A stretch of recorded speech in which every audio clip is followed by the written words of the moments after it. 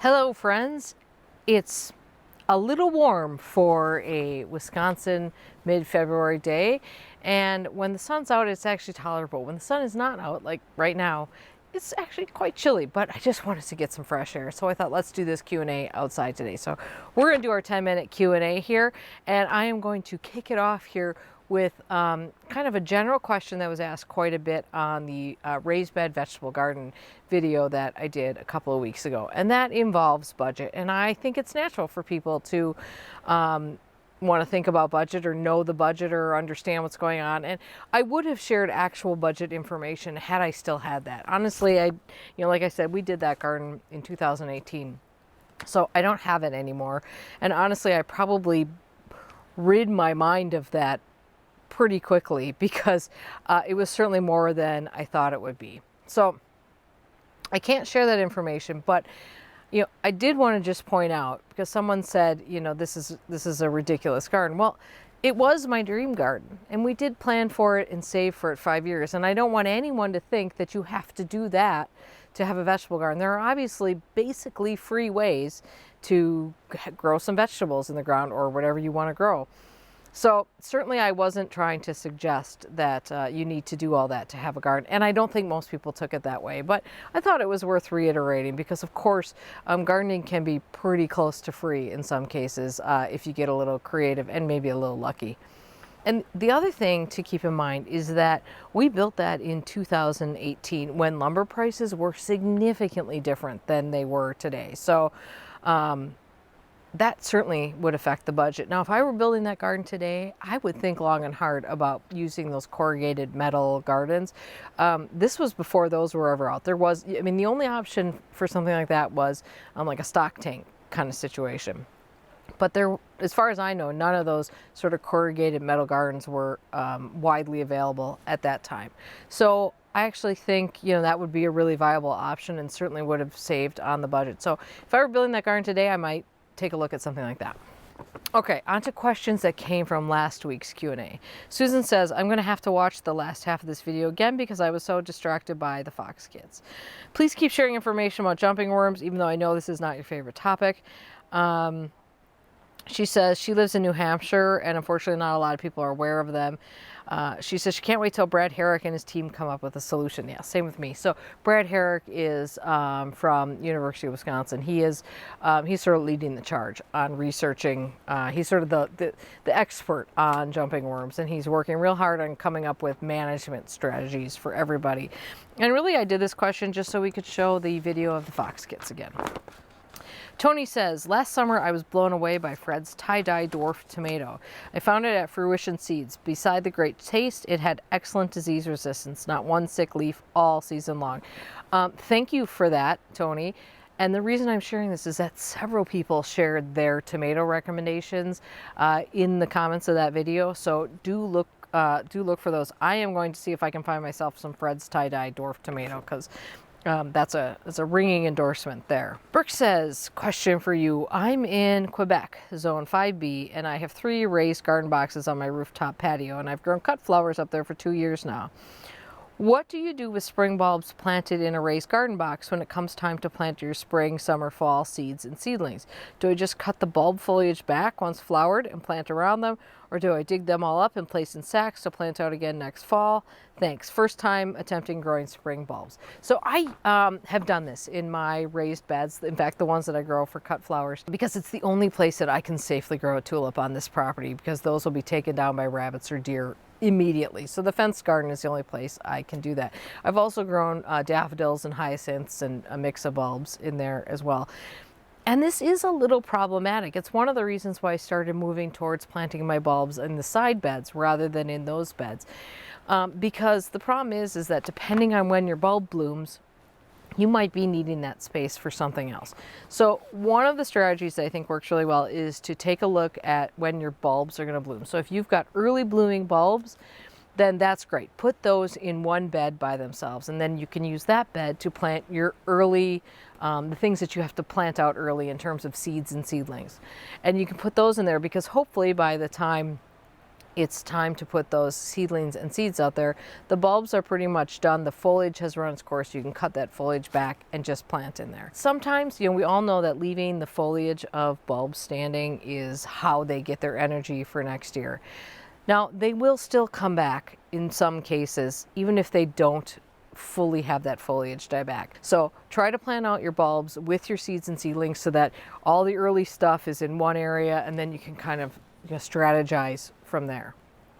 And if you have to cut off the foliage early, it probably doesn't necessarily mean you're not going to have that bulb come back the next year. It might lose a little bit of vigor, and then you just replant. I still think it's worth doing.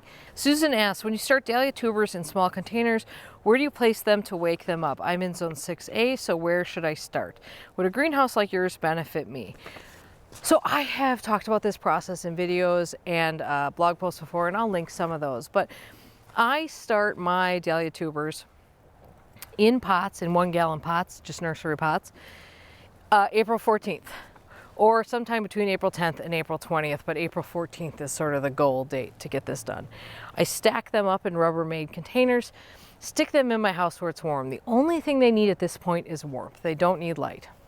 Once they sprout, I move them out to my temporary greenhouse, which I talked about in last week's Q&A. Before I had the temporary greenhouse, I would do the same thing with more Rubbermaid containers, except I just put one layer of them, and then I'd move them in and out. So out onto the patio they'd go for the day, in they'd come at night, because they just can't be exposed to the full extent of the night without any protection at all. But you could also seal up those containers. You could try some shade cloth, something like that. So unless you're growing a lot of dahlias, you don't necessarily need this setup that I have. That might be overkill for a lot of people. Or put them on your garden cart and move them in and out of your garage. They just need some protection from those really cold temperatures. And it's nice to get them in you want them during the day, you want them in a really nice sunny spot, because then you never have to worry about hardening them off. They are, from the moment that shoot comes up, they are exposed to the sun. By the way, with dahlias, there are, I think, more than most plants, you'll hear people talk about different strategies to accomplish the same thing. And I always say that rather than letting that confuse you, you should just take solace in that, because it just means that they're not as hard to screw up as everybody thinks they are. Okay, Play in the Dirt says, maybe you can point me in the right direction for getting answers to my jumping worm questions. Something I'm having trouble getting answered is, how is the presence of jumping worms balanced in their native habitat? So this is such a good question, and I think this is a really obvious place for people's brains to go when they start thinking through this. Like, why can't we figure out the solution for them? Because clearly they figured out a solution for them in Asia. This goes to the nature of invasive species. Definition of invasive starts with not native. So if it's a native, it can never be invasive, although we use that word sort of interchangeably with things like aggressive and thuggish. So the reason why invasive species, and that's whether we're talking about a pest or a weed, are not as big of a problem in their native areas is because they have evolved with the local flora and fauna. So there are environmental checks on their ability to spread or decimate an area. So in the case of jumping worms, there are predators that will eat jumping worms there. And I did a little bit of research about what those are, and the first one was something about snakes, and then I stopped reading because I detest snakes. Ugh. So the fauna here just doesn't know what the heck they're dealing with the jumping worm. Maybe the fauna here will eventually adapt to eat these, and that will be part of the way that jumping worms ultimately are controlled. But that's why they aren't a problem in Asia, and they are a big problem. Catherine says, can you talk about your climbing hydrangeas? I planted one last spring on the northwest side of our home on a pergola, and it's slow going. Well, here, let me move the camera. This guy going up this tree is a 15-year-old climbing hydrangea. Now the tree is cut off because it was an ash tree that died from emerald ash borer, as they all have. I had to cut it off or sacrifice the climbing hydrangea. That climbing hydrangea, like I said, is about 15 years old. And here's the thing with climbing hydrangeas, and again, I have done at least a blog post about this and maybe more. So I'll put links below for this as well. But what I tell people about climbing hydrangeas is plant them, water them to get them established, and then walk away. Come back in 5 years and you'll have a beautiful plant. They are notoriously slow to establish. So this is not a plant you plant temporarily. This is, you got your, you got a garden you're going to be in for a lot of years. That's where you put your climbing hydrangea.